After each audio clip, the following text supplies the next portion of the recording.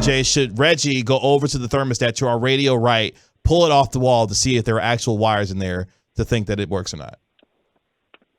Yeah, why not? I See? mean, we're about experimenting. If you're not trying, I mean, what are you here for? Sounds like RJ has spoken. Here to continue collecting checks. That's why. That's what I'm here for. Which is not what Kellen Moore is doing for the Cowboys anymore. Okay. All right.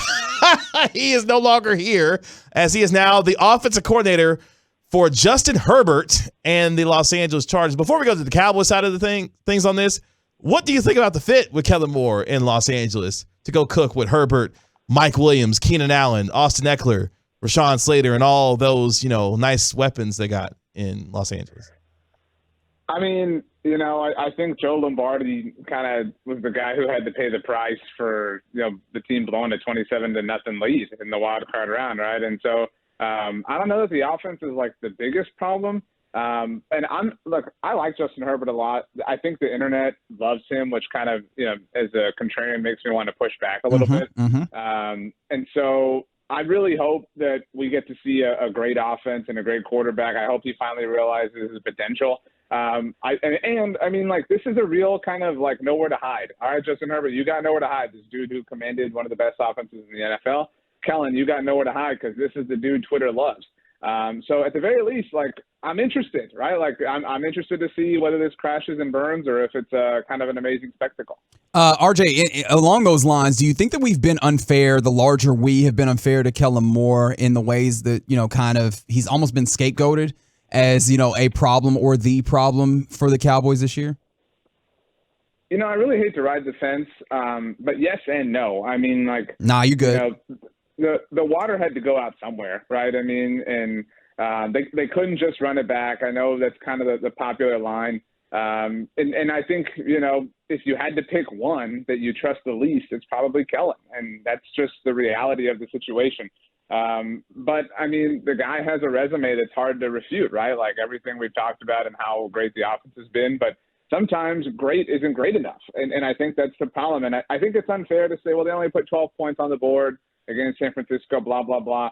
But you have what I think everyone that is objective believes is a top 10 quarterback. And you're kind of the one team that isn't finding the right way to get the most out of that. And so somebody had to change. And ultimately, the way I feel the most strongly is I recognize this might not work out, but we have to see what Mike McCarthy has. Like if he were to no longer be the Cowboys head coach and we did not ever get to see him call plays offensively, that would be a failure in my mind. I mean, it would be like if the Broncos had hired Dan Quinn and then didn't let him touch the defense. I mean, this is the way and the side of the ball the dude made his hay on in his NFL career, so we should get to see what he has to offer there. RJ Ochoa of SB Nation's blog on the boys joining us right here on your home of the Cowboys, 105 through the Fan. So as we look now, spinning this forward, your excitement level on a scale of 1 to 10 of Mike McCarthy allegedly going to call plays. What? What do you mean allegedly? Well, maybe. You think he's going to take it back before the season starts? He might. Okay.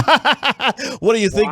Well, I saw you guys, the Fan, have people running around with allegedly later, as of today. So, we'll see. I buy it for now at least. And I'm at a 10 out of 10, and not because, again, and I don't not believe in it either, but I'm not a 10 out of 10 because I believe this is the way, Mike McCarthy is the real Mandalorian, but because we're going to learn. I'm excited. By this time next year, we'll all be a year older. Man United will be sitting atop the table. That's Let's right. hope. We will know beyond a shadow of a doubt whether or not Mike McCarthy is a part of the solution or a part of the problem. And again, in a perfect world, he's a part of the solution. The Cowboys are preparing for the Super Bowl themselves. But if we know that he's part of the problem, then we can begin to heal. We can begin to move on. We have to reach that conclusion. Just because it's scary doesn't mean it isn't the right way forward. We have to learn that. This season is a focus group. And that's not this season is experimentation. No, they're either going to sink or swim. But we have to know that. I felt that way about the Eagles this year. I felt like they had to come away from this season with undeniable proof whether or not Jalen Hurts was a franchise quarterback or whether or not they had to move on and reset in the offseason. They have gotten their answer. Obviously, it was the most wonderful one possible. So I'm at a 10 out of 10 because we're going to get that answer one way or another. All right. We're talking to RJ Ochoa, blogging the boys right here on 105 through the Fan. And RJ, in the ends to try and get to that place where you answer those questions? Obviously, the offseason is the place where you do your work. What's job number one that absolutely has to get done in this offseason for these Cowboys? I think, everybody uses the word aggressive and nobody defines what that means. But I want to see them be aggressive. And by that, I mean both in the here and now and for the long term. So whether you believe that's trading for DeAndre Hopkins, do it. Whether you believe that is, cutting Zeke and sending a message, do it. But pick a path and have some conviction in it. And with regards to the future, I don't want to see any dragging of the feet. Get ahead of this. Pay CeeDee. Pay Trayvon. While you're at it, pay Tyler Biadasz. I mean, he's a Pro Bowler now, and you learned how important he was. He's eligible for a new deal. This has to be the offseason. You guys ever just crush three monsters before a big final or a big day of work or something like that? That has to be what this is. There's nowhere to run. There's nowhere to stay. You have to be active. You have to be chasing your tail every single day of this offseason. It's that important. I've never done that with monsters. However, there was one time when I was still studying architecture where I had a whole 5-hour energy after not eating for most of the day. And boy, I was sick as a dog. That's a bad idea. It was so bad. That's why I'm off of all that energy drink stuff. It was my fault, but I don't care. I'm never going back. Well, I say try it again. Live. You never know. Wait, Maybe what? you're older now, Reggie. Why you may react differently. Your body's different. Okay, so I learned today that RJ doesn't care about me and my Not at all. corporeal being. All right. No, not at all. You got it. Wow. I don't know where to go from there. So I'll try something else. Okay. Now that we have seen the staff changes for the Cowboys, and it's going to be a completely different coaching staff for the most part, except for Dan Quinn coming back, what's your overall feeling, even this early on, about what next season could look like based on what we think this offense could look like? Is the offense going to have to be the driving force, or is it, look, Dan Quinn in this defense, you do your thing, and offense, we'll see if you come along for the ride?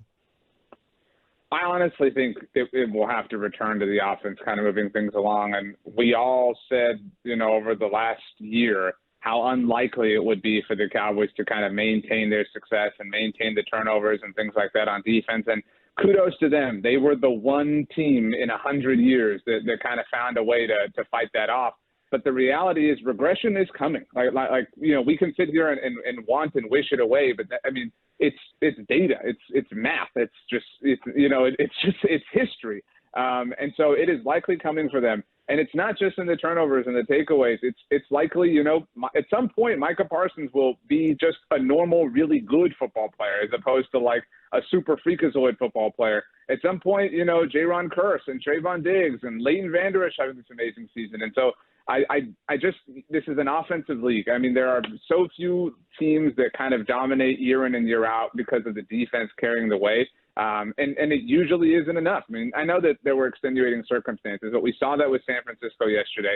We saw that with Cincinnati. Everybody talked about their kind of underrated defense. At the end of the day, offense reigns king, and the Cowboys need to figure out a way to make sure that is their more powerful side of the ball. I appreciate everybody on the truckwreck.com text line telling me not to drink energy drinks. Y'all real ones. RJ, what do we make of Trayvon Diggs, who obviously not the same type of season as last year, but a little bit of a sour taste in some folks' mouths when you have the Niners, who are a very aggressive team, get out to the outsides, and you saw some possible business decisions made by him. Where do you stand on Trayvon Diggs as we head towards a potential of extension?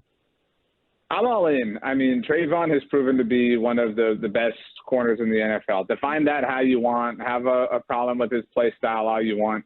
At the end of the day, this is a kind of a pass-fail proposition, much like I'm sure your architecture classes were, Reggie. Mm-hmm. And Diggs passes for me. I want him. I want him to be my star starting whatever corner on the team. And so what does that mean if we follow the flow chart? It means you've got to pay him. Okay, so I'm going to pay him. What do I have to pay him? I have to pay him market rate. Get comfortable with those two words, because it's Trayvon Diggs' market rate, it's CeeDee Lamb's market rate, it's Tyler Biadasz's market rate. If you redo Dak's deal, it's his market rate.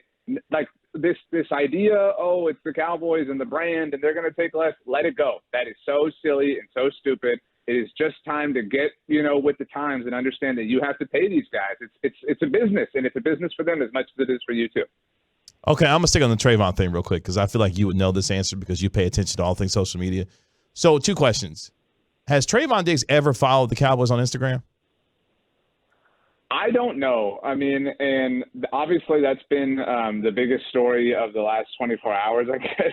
I'm not like, I don't know. Maybe I'm getting too old for this. You know what I mean? I just Good Lethal Weapon reference. This doesn't, this doesn't faze me one bit. And I will say too, something that's worth mentioning. And I'm not saying this is that, but this is y'all know this. I mean, y'all kill Super Bowl coverage every year. Next week is all Radio Row. There's all sorts of ads. There's all sorts of interviews. There's all sorts of promotions. Like, this is a very business-minded time for athletes and their brands. I would not read anything into this. I mean, I once upon a time I might have, written up a blog and cooked it up and stirred the pot a little bit, but now it's like, so what? I mean, like, we really doing this thing? Like, we really doing they like this tweet? Like, let's move on. Like, let's, what are his TikToks? You know what I mean? Like, I feel like we've evolved as a society.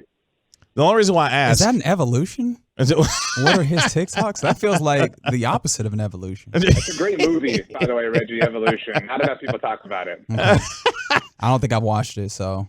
The only reason why I ask is because, as you mentioned, that's becoming a thing. And apparently on Twitter, if you go to Trayvon Diggs' current Twitter account, there is like no mention. Like, he's in his Cowboys uniform in his profile picture, but there's no mention of the Cowboys at all. It's just the number 7. And people have started to run with that as, what's going on with Trayvon and the Cowboys? What's going on there? Speaking of, RJ, what's your favorite NFL conspiracy at the time, like currently? Or is there any that comes to mind for you? I mean, I don't know about conspiracy, but I vividly remember when T.O. in his first season with the Cowboys, there was the hospital or whatever reports. I mean, obviously that was before social media. That was a strange time to have very limited knowledge on the internet. And so that was just kind of a weird moment. So I don't have a good answer. Maybe I'm off my game. Maybe I'm the one who needs an energy drink. But I do want to say, like, to the point of all this, like to Trayvon's, social media, do you guys follow Matt Overton on Twitter by chance? I don't, but maybe I should. Well, I mean, not trying to call you guys out or whatever. I mean, but no, sounds like you do. Maybe get on it. He doesn't mention the Cowboys in his Twitter bio. In fact, his Twitter header is a photo from when he was on the Chargers. So, like, are we going to, freak out here and be like, well, he must hate the Cowboys. He must love the Chargers. He was going to let Trent Williams punch Brett Maher in the face. You know what I mean? Like, whatever. It's true. It's true. Thank you for alerting me to these truths, RJ. I'm just like, I think that, and again, maybe I'm softening.